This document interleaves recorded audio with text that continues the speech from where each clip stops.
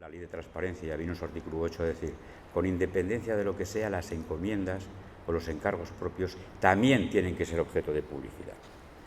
Pero ¿cuál era la diferencia? La diferencia entre una encomienda de gestión es que la encomienda de gestión de la Ley de Procedimiento es una figura de la colaboración administrativa que exige dos requisitos: no ceder la titularidad de la competencia y la determinación y la constatación de falta de medios del órgano que tiene atribuida la competencia. Mientras que el encargo a un medio propio para la contratación de una prestación típica dentro del ámbito de la Ley de Contratos no es más que un supuesto, como sabéis, de la contratación in-house, de la autocontratación, que viene básicamente de la sentencia ECAL que todos conocéis. Bien, ¿cómo se regula? Estos eran los tres problemas que había. Una confusión clara entre el concepto de convenio, el concepto de encomienda y el concepto de medio propio. Básicamente, sobre la distinción de estas tres figuras, fue constante y permanente la crítica del Tribunal de Cuentas en relación con todos sus informes de fiscalización, tanto en relación con las encomiendas de gestión como en relación con los convenios. Son dos los dictámenes importantes. ¿Cómo intenta resolver las dos nuevas leyes importantes del derecho público, la Ley de Procedimiento y la Ley de Contratos del Sector Público, esta problemática? Pues la aborda directamente de la mano de las recomendaciones del Tribunal de Cuentas. Coge los dos informes de fiscalización, el de encomiendas y el de convenios, y prácticamente los sigue punto a punto. Lo que ocurre es que, como vamos a ver, que eso no significa, aunque con la regulación se aclara perfectamente la diferenciación de las tres instituciones jurídicas a las que me estoy refiriendo, veremos que básicamente continúan algunos problemas que no tienen fácil solución.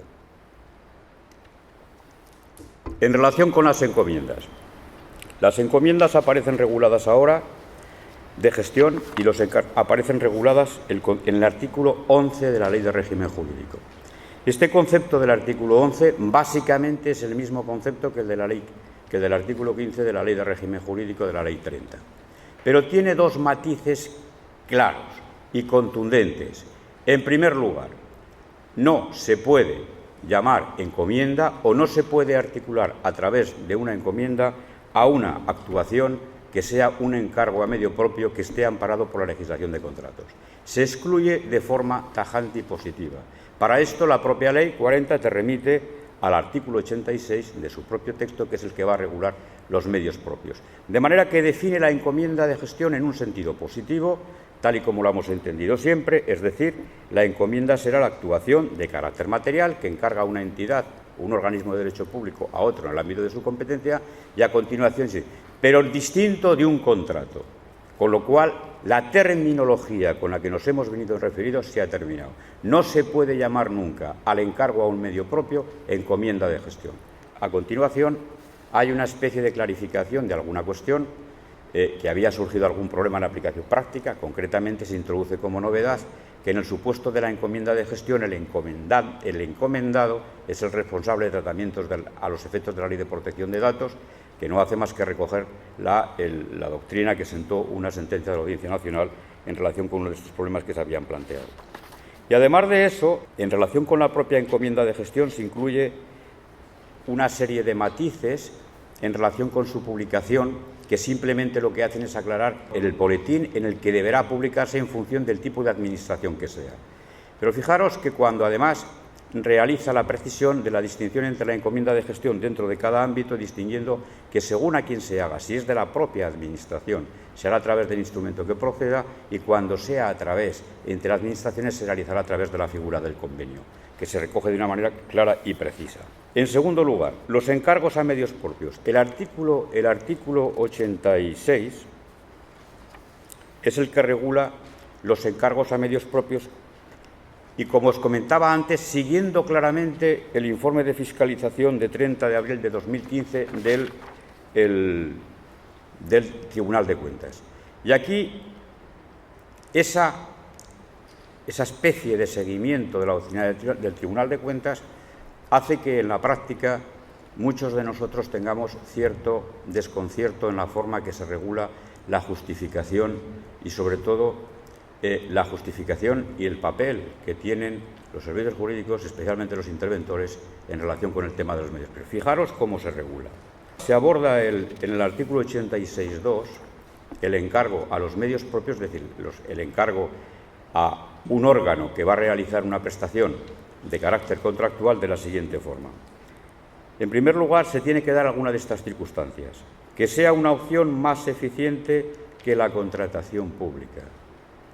El Tribunal de Cuentas en la fiscalización había dicho que cuando ha visto los expedientes de encomiendas de gestión en materia contractual, no existía motivación de la elección de la encomienda de gestión a un medio propio. Es decir, no se acreditaba que fuese económicamente más eficaz, más eficiente y más económico. Y de esta manera, la primera determinación que establece de cara a la justificación de un encargo para la prestación a un medio propio en el ámbito de la legislación de contratos vía encargo del artículo 86 es que sea una opción más eficiente de la contratación pública. Y esta es la primera dificultad. ¿Y cómo se sabe que algo es más eficiente? A través de un medio propio, encargando un contrato, encargando una prestación a un medio propio, que realizándolo a través de una contratación, si no se ha licitado antes. Porque además esto tiene que ser objeto después por el interventor, de forma específica, como vamos a ver. La segunda es que tiene que resultar, si eso es así, y si no es en ese caso, criterios de rentabilidad de carácter económico, que tiene que resultar necesario por razones de seguridad pública o de urgencia. Exige además que a cada medio propio se le llame como tal. Además del nombre que tenga, se le ponga el acrónimo o la abreviatura MP, medio propio, para clarificar qué es cada uno y qué es quién en el mundo de la contratación. Y además se exige para el encargo a un medio propio una memoria justificativa de varios aspectos. El primero es otro que ha dado mucho que hablar, que ese medio propio cuente con medios necesarios para llevar a cabo el encargo que se le hace. Como sabéis, y esto viene de una crítica que apareció en un informe de la Junta Consultiva del Estado, el de 29 de enero del 2007, la Junta del Estado dijo: oiga, mire, un medio propio no es una personificación jurídica donde hay un gerente y una secretaria con una tarjeta de visita. No tiene ningún sentido que una administración encargue la realización de una prestación contractual a un medio propio que a su vez no cuenta con medios, porque evidentemente ¿qué es lo que va a hacer ese medio propio? Contratarlo a un tercero al margen de la propia aplicación de la Ley de Contratos del Sector Público. Y eso de alguna manera es una actuación fraudulenta. Bueno, exige pues ahora que efectivamente esa memoria tiene que justificar que el medio propio que recibe el encargo puede ejecutar lógicamente el encargo. Además, el objeto social de ese medio propio tiene que estar en el ámbito de lo que es el encargo de la actuación que se le encomienda. Esto es una consecuencia, prácticamente es una traslación de la correlación que tiene que haber entre objeto social y contrato en la legislación de contratos.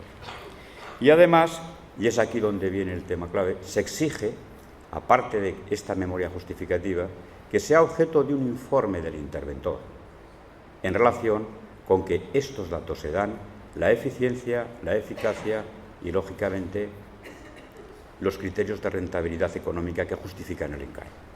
Sobre este informe del interventor, que en el caso de en el mundo local, pues ya ha suscitado preocupación en nuestros compañeros de la intervención, se plantean muchas cuestiones, ¿no?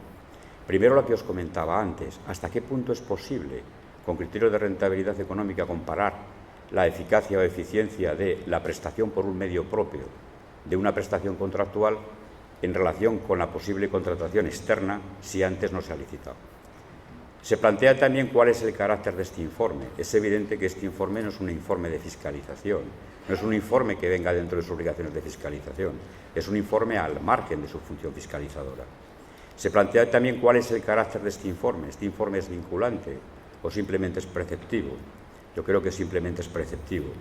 Y en consecuencia, si es un informe preceptivo que no forma parte de la fiscalización o de las funciones de fiscalización, va de suyo que no puede terminar con un reparo, en principio. Todos estos son cuestiones que están sin resolver y que plantea ahora, de una manera muy específica, traslada al ámbito jurídico y económico de la entidad, precisamente la justificación y la viabilidad, el cumplimiento de todas las defectos que había observado el Tribunal de Cuentas en su informe de fiscalización a las encomiendas de gestión. Bien, además, precisamente para poner orden en el sector de los medios propios, el artículo 82 establece la obligatoriedad de hacer un inventario de entidades en el sector público estatal y autonómico local acerca de cuántos son. Hay un verdadero problema desde el punto de vista del número y de medios propios que existen en España. No lo sabe nadie. Y no sabe nadie quién actúa como tal y de quién. Y todavía se complica más cuando, además del concepto de medio propio, aparece desde la sentencia de Traxa la posibilidad de ser servicio técnico de alguien que realmente no ejerce sobre mí los criterios de control de la sentencia TECAL que marca el artículo 24. En cualquier caso, la ley de régimen jurídico aclara definitivamente que el medio propio es una cosa distinta de la encomienda de gestión y que es una cosa absolutamente diferente y prohíbe que se utilice la expresión convenio para vehicular o guardar o albergar o vestir lo que es un encargo contractual de un poder adjudicador a su medio instrumental. Y me queda ahora la parte de la regulación de los convenios. Aquí también hay unos cambios sustantivos e importantes de clarificación. Nunca había existido en el ordenamiento jurídico español una regulación tan extensa y detallada acerca de lo que son los convenios administrativos. Como os he dicho antes, en el propio preámbulo de la ley 40/2015 de 1 de octubre, se reconoce que la regulación que va a abordar en el capítulo 6 del título preliminar viene precisamente de las recomendaciones del dictamen 878 del Tribunal de Cuentas del 2010. Y empieza por el principio, como debe ser. Empieza por establecer un concepto de convenio. Y establece un concepto de convenio de colaboración en el artículo 47.1, que es también fruto más o menos de la mayoría de las aportaciones de carácter final y de los órganos consultivos que se habían expresado sobre la naturaleza jurídica. Todo el mundo sabe que el convenio es un negocio bilateral, pero ¿qué diferencia tiene ese negocio bilateral en relación con el contrato, que también es un negocio bilateral? Pues el artículo 47 hace un esfuerzo de definición y también lo hace desde el punto de vista positivo y negativo. Desde el punto de vista positivo define el convenio como aquel acuerdo con efecto jurídico adoptado por la administración pública, los organismos, tal, o con sujetos de derecho privado que tienen una finalidad que está dentro del ámbito de la competencia que tiene atribuida ese ente público. Y de forma negativa dice, y en todo caso no tienen la condición de convenio ni los protocolos generales. ¿Cuánto nos suena eso, verdad? ¿Cuántos protocolos se presentan en público y en privado acerca de que queremos hacer cosas que de momento no hacemos, que las haremos o las harán otras? Estas cosas no son convenios. Y se dice claramente así para que se diferencien. Y mire usted, no solamente no son convenios, sino que no se pueden sujetar en consecuencia a este procedimiento y no pueden contener en consecuencia compromisos. ¿Y cómo diferencia el protocolo general de lo que es el convenio en cuanto a acuerdo de voluntad? Bueno, pues la ley viene a decir algo así como, o a mí me ha recordado la teoría civil clásica entre contrato y precontrato.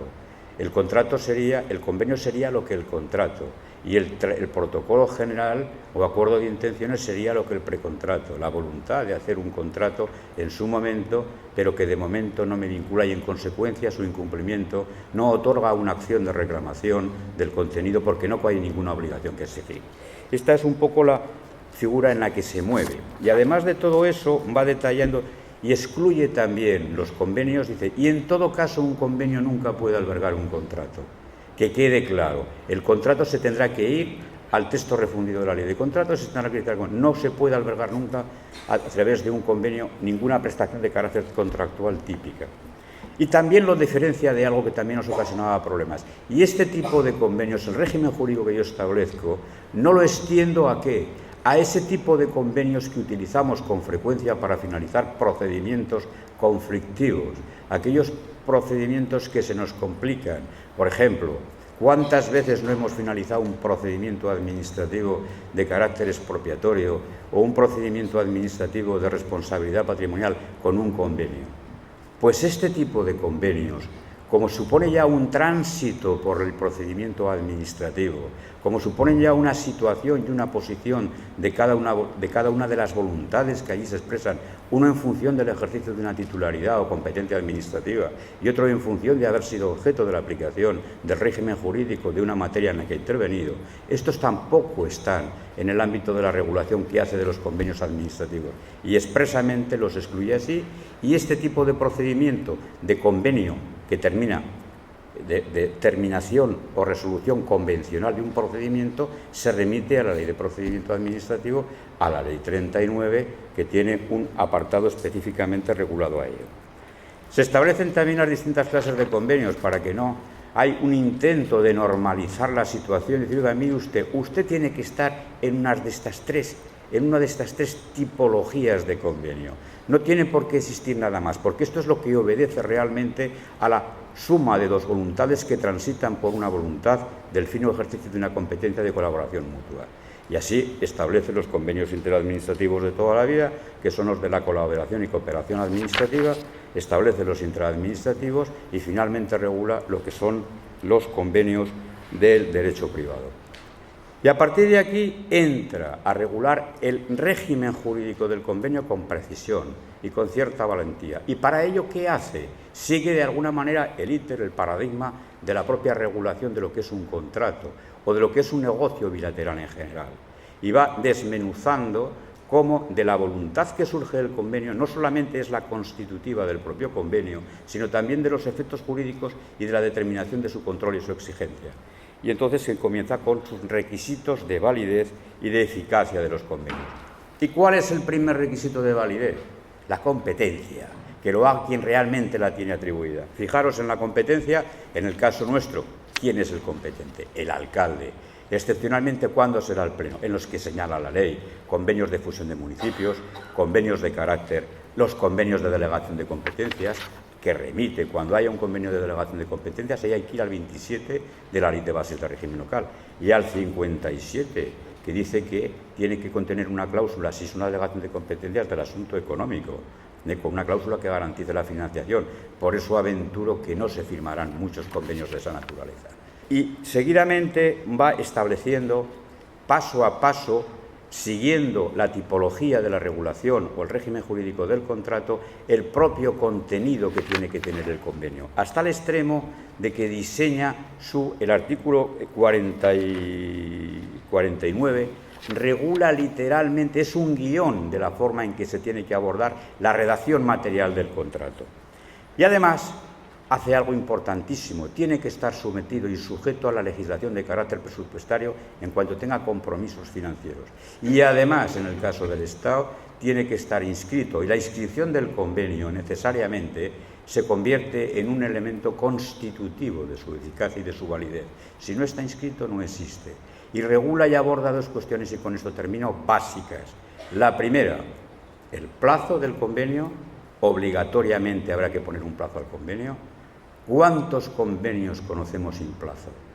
Que nadie sabe si están vigentes o no, que vienen de cuando los elefantes abrevaban en el Tajo, hechos y firmados por ni se sabe quién. Dice la ley, 4 años, prorrogables por otros 4. 4 es el máximo. Si no se dice el plazo, serán 4.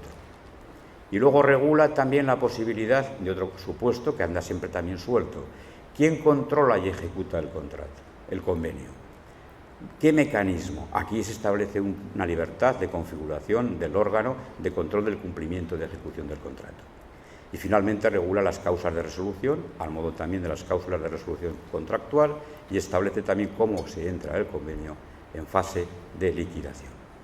En fin, esto es lo que hay, y de esta manera, con trazo, yo creo que riguroso y serio y contenido, establece las líneas básicas que, a partir de la entrada en vigor de esta norma del 2 de octubre del año 2006, teóricamente, lo que es la distinción entre contrato, entre convenio y entre encomienda de gestión y encargo a un medio propio, yo creo que tienen garantizada, por lo menos, una clarificación para los operadores jurídicos que no será de muchísima utilidad, aunque también es cierto que asumimos una gran responsabilidad en cuanto a la determinación de los informes en relación con los medios propios y en relación con los propios convenios.